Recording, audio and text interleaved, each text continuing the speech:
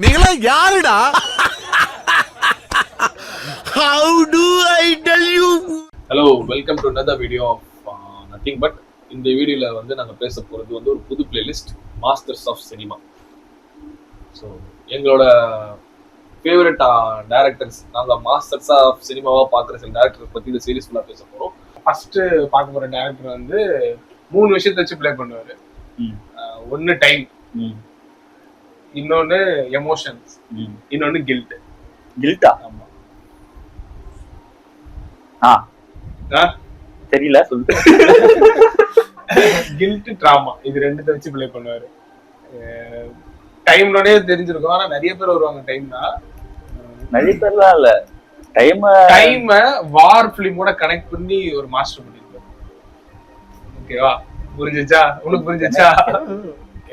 Christopher Nolan லைஃப்ல ஒரு படம் பார்த்துட்டு ஃபர்ஸ்ட் இந்த படத்தோட டைரக்டர் யாருன்னு தேடி போய் அவரோட பிளேலிஸ்ட்டை எடுத்து அந்த படத்தெல்லாம் லைனா ஒரு ஃபோல்டர் போட்டதுன்றது கிறிஸ்டோபர் நோலன் தான். நான் ஃபர்ஸ்ட் ஜேம்ஸ் கேமரான் தான் நம்மளுக்கு ஓகே ஒரு ஹாலிவுட் டைரக்டர் அப்படின்னு தெரிஞ்ச ஒரு இது. அதுக்கப்புறமா பிளேலிஸ்ட்னு போட்ட முக்காவாசி பேர் எனக்கு தெரிஞ்சு போட்ட ஒரே டைரக்டர்னு பார்த்தா நம்ம வயசு நானோல கண்டிப்பா அவரு தான் போட்டிருப்பானுங்க. அவர் பேட்மேன் ட்ரையாலஜி பார்க்கும்போது டைரக்டர் யாருன்னு எனக்கு தெரியாது, எனக்கும் தெரியாது. அதுக்கப்புறம் இன்செப்ஷன் பார்த்தேன்.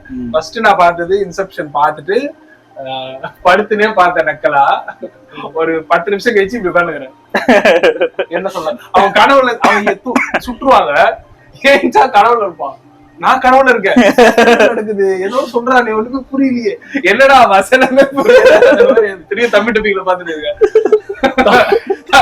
அமேசான் பிரைம்ல தமிழ் டப்பிங்ல இன்செப்ஷன் பார்த்தேன் ஃபர்ஸ்ட் டைம். பார்த்து ஒண்ணுமே புரியல, நல்லா இருக்கு. அது அந்த மாதிரி ஃபீல் நான் புரியலன்னா படம் பிடிக்காதுல்ல. பட் புரியல, ஆனா அந்த அவன் என்ன சொல்ல வர என்னவா இருக்கும்ன்ற விஷுவல் லாங்குவேஜ் ரொம்ப கிரியேட் ஆயிடுச்சு. நானே என் ஃப்ரெண்டும் பார்த்தோம். 2 பேரும் ஒரு 5 நிமிஷம் பார்ப்போம், பாஸ் பண்ணிட்டு இப்படின்னா நடந்தது இது இப்ப இது கனவா இல்ல இது கனவா, ரெண்டும் கனவு தான்டா, அப்ப நெஜ லைஃப் எதுடா இது, இன்னும் 10 நிமிஷம் பார்ப்போம். அப்படி பார்த்த படம். நம்மள வந்து ஒரு விஷயம் நம்ம பாக்குறோம்னா நம்ம அதுக்கு அடுத்து பத்தி நம்ம ரிசர்ச் பண்ண வச்சது எனக்கு நோலன் தான். எனக்கு அந்த மாதிரி தான். டார்க் நைட் தான் நான் ஃபர்ஸ்ட் ஒரு படத்துல பார்த்த ஃபர்ஸ்ட் படம். பார்த்த உடனே ட்ரையாலஜி வந்திருக்குன்னு அப்ப கேள்விப்பட்டுதான். என்னடா இந்த ஆளு ஒரு சூப்பர் ஹீரோ படத்தை வந்து, அதான் நோலன்ட்ட பிடிச்ச ஒரு விஷயம் என்னன்னா வில்லனை ரசிக்க வச்சுட்டாரு. பார்க்காத பிளாக் ஹோலை வந்து விஷுவலா நமக்கு காமிக்க வச்சுட்டாரு.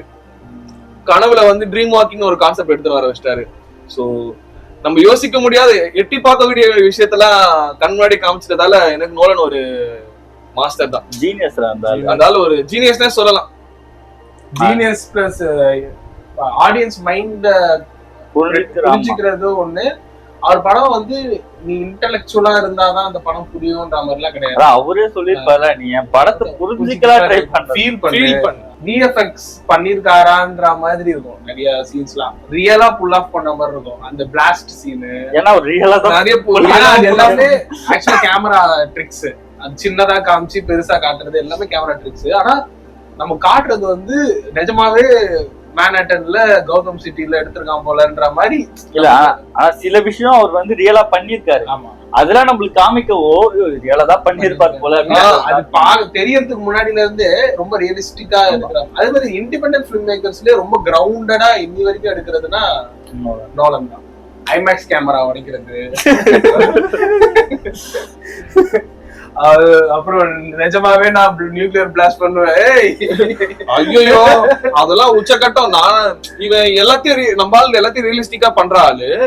ஆப்பன்ஹைமர் வந்து அவர் வந்து ஃபாதர் ஆஃப் ஆட்டம் பாம்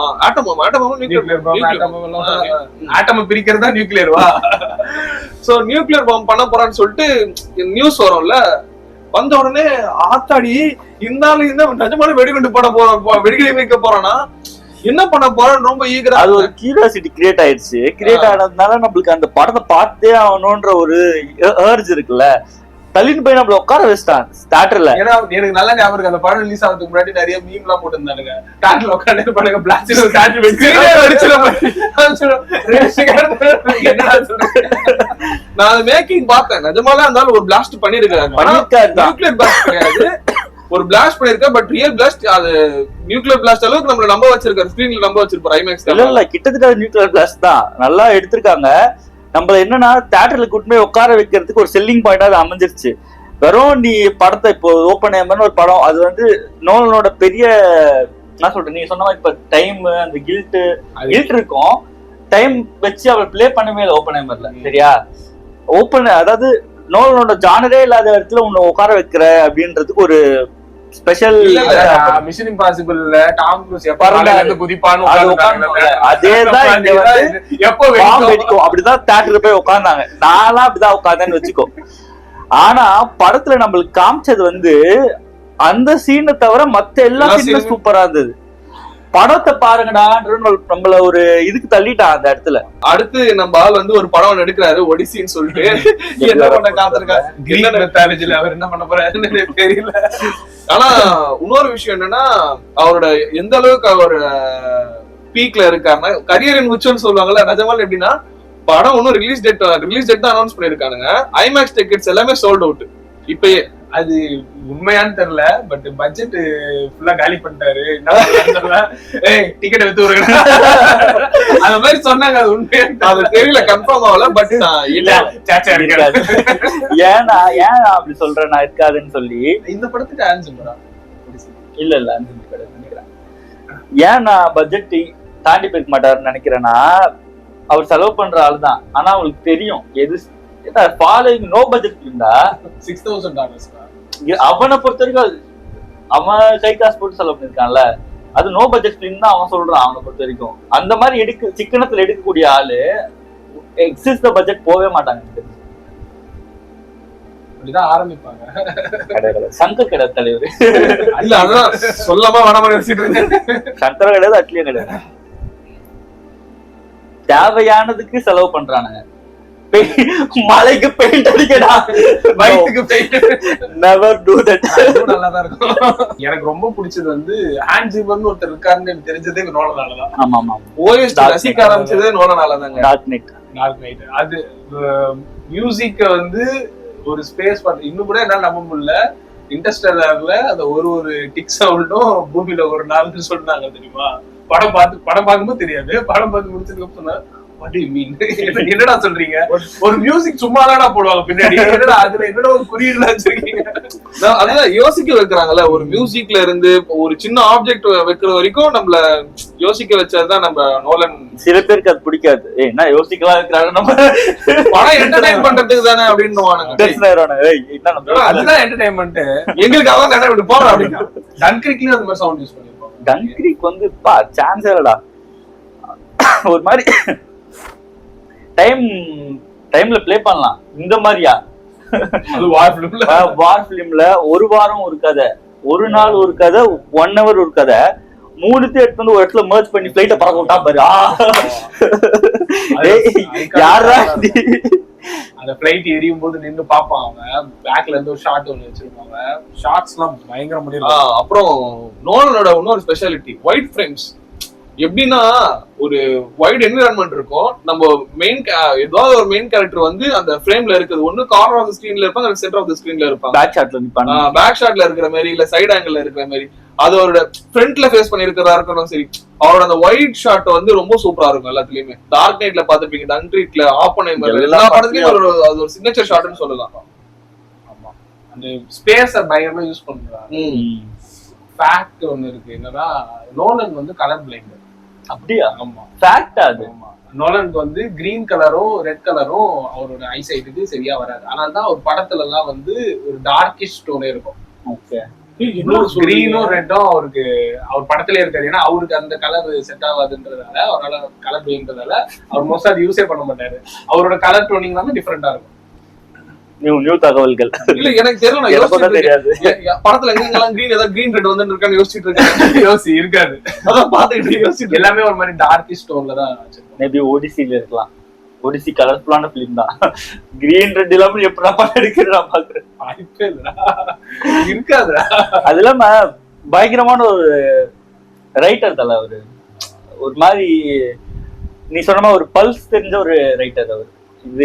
இது பண்ணா உங்களுக்கு எமோஷன் கரெக்டா கனெக்ட் ஆகும், நம்மளுக்கு என்னதான் அந்த டைம் டிராவல் எல்லாமே இருந்தாலும் நீங்க சொன்னீங்கல்ல ஏதோ ஒரு படம் பேசிட்டு சொன்னீங்க, இன்டர்ஸ்டெல்லார்ன்றது எவ்வளவு காம்ப்ளெக்ஸா இருந்தாலுமே அது ஒரு லவ் படம். ஒரு அப்பாக்கும் ஒரு பொண்ணுக்கு ஒரு லவ் படம், அவ்வளவுதான். அந்த ஒரு இதுக்குள்ள எடுத்துட்டு வந்து அதை சூப்பரா பிரசன்ட் பண்ற ஒரு அதான் பேசிக் ஹியூமன் எமோஷன்ஸ் எடுத்துட்டு வந்து முடிச்சிருவாங்க. அதனால உங்களுக்கு அந்த படம் ரொம்ப, நீ இன்செப்ஷன் வந்து எவ்வளவு காம்ப்ளெக்ஸான படம்னு யோசிச்சாலும் அது பேசிக்கா ஒரு அப்பா அவங்க பசங்களோட ஒன்னா வாழணும்ன்ற ஒரு எமோஷன் தான் அது. அப்புறம் எண்டிங்ஸ், ஒரு படத்தோட எண்டிங்ஸ் வந்து ரொம்ப ரொம்ப டிஃப்ரெண்டா இருக்கும். டிஃப்ரெண்டா இருக்கிறது ரொம்ப பேசிக்கா டிஃப்ரெண்டா இருக்கும். எப்படின்னா அந்த டார்க் நைட்ல கிரிமினல்ஸ் ஒரு கப்பல், ஒரு கப்பல், அது ஹியூமனிட்டி எடுத்துட்டு வந்து நிறுத்துற அந்த ஒரு சீனு. அப்புறம் இன்டர்ஸ்டெல்லார்ல வந்து இதோ கிளம்பிட்டல அப்படின்ட்டு அந்த பொண்ணை தேடி கிளம்பி போவாரு, அந்த வேற ஒரு பிளான் அது. அப்புறம் இன்செப்ஷன்ல வந்து அதை சுத்திட்டு பாப்பான், ஐயா எனக்கு அது இன்னும் வரைக்கும் ரொம்ப குழப்பத்துல என்னன்னு சொல்றேன் முடிச்சிட்டீங்களா. நோலனோட விஷன் இருக்குல்ல, பேட்மேன் காட்டின ஒரு விஷன் இருக்குல்ல, அது வந்து சான்ஸே இல்ல. நம்மளுக்கு இவ்வளவு நாள் வரைக்கும் எனக்கு தெரியாது, ரீசெண்டா தான் உங்களுக்கும் நான் சொன்னேன் மேன் ஆஃப் ஸ்டீல் வந்து நோலன். எனக்கு மேன் ஆஃப் ஸ்டீல் ரொம்ப பிடிக்கும் தல, ஏன்னு தெரியல. மேன் ஆஃப் ஸ்டீல் மாதிரி இப்ப வந்து சூப்பர் மேன் படம் கூட எனக்கு அவ்வளவு கனெக்ட் ஆகல. அதோட ஆரிஜினும் அவன் எடுத்துட்டு வந்து அங்க எர்த்ல சேர்க்கறதும் என்ட்ரி கேவலரா பாக்குறோமா நம்மளுக்கு. அந்த ஆளுதாங்க ஒரு சூப்பர் மேனே நிஜமா வந்த மாதிரி இருப்பான், ஒரு பெர்ஃபெக்ட் காஸ்டிங் அந்த ஆளு. அதனால நோலன் மேன் ஆஃப் ஸ்டீல் எழுதினாருன்றது இவ்வளவு நாள் தெரியாது. அவர் எழுதினதுனாலதான் அந்த அளவுக்கு அது நம்மளுக்கு பர்சனலா கனெக்ட் ஆகுதோ என்னவோ கூட தெரியல. எனக்கு தெரிஞ்சு செத்து போன டிசிய காப்பாத்துறதும் எத்தனை வேட்டரா காப்பாத்துது அவனுங்களே தேடிக்கிறாங்க. நம்ம வார்னர் ப்ரோஸ் எதுவும் பண்ண முடியாது. இது ரொம்ப ஐகானிக்கான எண்டிங்னா ஓப்பன் ஐமர் தான். ஆல்ரெடி ஸ்டார்டர்னு சொல்லுவாரு. ஏற்கனவே நம்ம ஆரம்பிச்சிட்டோம் அந்த செயின் ரியாக்ஷன் அப்படின்னு சொல்லிட்டு வந்து ஐன்ஸ்டைன் மனம் உடைஞ்சு டிவி போவார். அதை பார்த்து ராபர்ட் என்ன பத்தி என்னவோ சொல்லிட்டான்டா. நீங்க ஒரு படம் விட்டீங்க பிரஸ்டீஜ்னு ஒரு படம். எனக்கு அந்த படம் தான் ரீவாட்ச்ல நான் நோலன் படம் திருப்பி பாப்பேன்னா பிரஸ்டீஜ் தான் பாப்பேன். எனக்கு அது அந்த படம் வந்து பிடிக்கும், பட் ரிப்பீட்டடா போய் பாப்பேனா தெரியல. எனக்கு அதுலயுமே ஹியூமனோட கனெக்ஷன்ஸ் சயின்ஸ் எப்படி பிளே பண்ணுது இவரெல்லாம், அவர் பேர் நிக்கோலஸ் டெஸ்லாவெல்லாம் எடுத்துட்டு வந்திருப்பாங்க. ரொம்ப சூப்பரா இருந்தது எனக்கு அந்த படம். அவன் சொல்ற பிலாசபியே செம்மையா இருக்கு. அந்த ட்வின்ஸ் வச்சு அவன் பிளே பண்றது சான்ஸே இல்லை. இன்சோம்னியாவுமே நல்லா இருக்கும், பட் அது ரிப்பீட்டடா பாப்பனால தெரியல. நான் அதிகமா ரீவாட்ச் பண்ணது இன்செப்ஷன் தான். இன்டர்ஸ்டெல்லார் இன்செப்ஷன் தான். நான் பிரஸ்டீஜ் தான். இன்டர்ஸ்டெல்லார் வந்து விஷுவல் பியூட்டி அதெல்லாம் அழகா இருக்கும், பட் அதுல ஹியூமன் எமோஷன்ஸ் வந்து அந்த லவ்ன்ற ஒரு இதுல வச்சு போவோம்ல. ஆனா இன்செப்ஷன் அப்படி இருக்காது, ரொம்ப காம்ப்ளெக்ஸான ஒரு ஸ்கிரீன் பிளே. எனக்கு நோலன் எடுத்ததுலயே ரொம்ப காம்ப்ளெக்ஸ்னா அதுதான் சொல்லுவேன். ஆமா, இன்செப்ஷன் தான். அவரு அதான் திருப்பி பாரு, அத ஒருத்தன் எழுதி அது ஒரு ஸ்கிரிப்ட் ஆக்கி ஒரு கதை சொல்லி புரிய வச்சு எக்ஸ்பிளைன் பண்ணி ப்ரொடியூசர்ல இது என்னன்னு புரிஞ்சுக்கணும்ல. அவரு அவன் எடுத்துட்டு போன இவன் ஏதாவது எவ்வளவு திருந்து வச்சிருக்கோம் அவரே ஓனா ஒரு ப்ரொடக்ஷன் கம்பெனி வச்சிருக்காரு, சிங் காப்பி அப்படின்னு சொல்லிட்டு ப்ரொடக்ஷன் கம்பெனி வச்சிருக்காரு. ஃபர்ஸ்ட் காப்பி பேசிஸ்ல நிறைய பண்ணுவாரு. மோஸ்டா அவர் படம் எல்லாமே வார்னர் ப்ரூஸ் தான் இருக்கும். நிறைய படம் ஏன்னா ரெகுலரா கம்பைன் பண்ணி பண்றதுனால வார்னர் ப்ரூஸ் தான் இருக்கும். எழுதிட்டியாப்பா சரி எடுத்துருப்பா பட்ஜெட் எவ்வளவுன்னு சொல்லுப்பா அவ்வளவுதான் இருக்கும். ஏன்னா வார்னர் ப்ரூஸ் வந்து ஒரு அழிவு கட்டத்துக்கு போனதுக்கு அப்புறம் நம்ம ஆள்தான் காப்பாத்தினாரு. அதனால வார்னர் ப்ரூஸ்க்கும் அவங்களுக்கும் ஒரு நல்ல ஒரு பாண்டிங் இருந்தது. ஒரு படத்துக்கு வந்து மல்டிபிள் தியரிஸ் வந்ததுக்கு வந்து இதுதான். ஏன்னா நம்ம ஆள் நிறைய படத்தெல்லாம் ஓப்பன் எண்டிங்ல விட்டுருவாரு. அதனால இவனுங்க என்ன பண்ணுவானுங்க, ஃபேன்ஸ் வந்து இந்த சீனுக்கு வந்து இந்த சீனுக்கும் தேரி இருக்கு அப்படின்னு சொல்லிட்டு நான் அதிகமா தேரி வந்த டைரக்டர்னு பார்த்தாலும் எனக்கு தெரிஞ்ச நோலன் படம் தான். டேவிட் பின்சர் தெரியுமா? இல்ல எனக்கு ஃபைட் கிளப்புக்கு இல்லாத இதுவே கிடையாதுடா. ஃபைட் கிளப்புக்கு எல்லாம் வச்சா 1000ல தான் பிடிக்கும். நம்ம 7ல அந்த பாக்ஸ்ல வைக்கிறது ஏதோ நிறைய இருக்கு, ஆக்சுவலா நிறைய இருக்கு. ஆனா நீ சொல்றது எப்படின்னா சயின்டிபிக்கல் அதிகமா வந்து நோலன் தான்.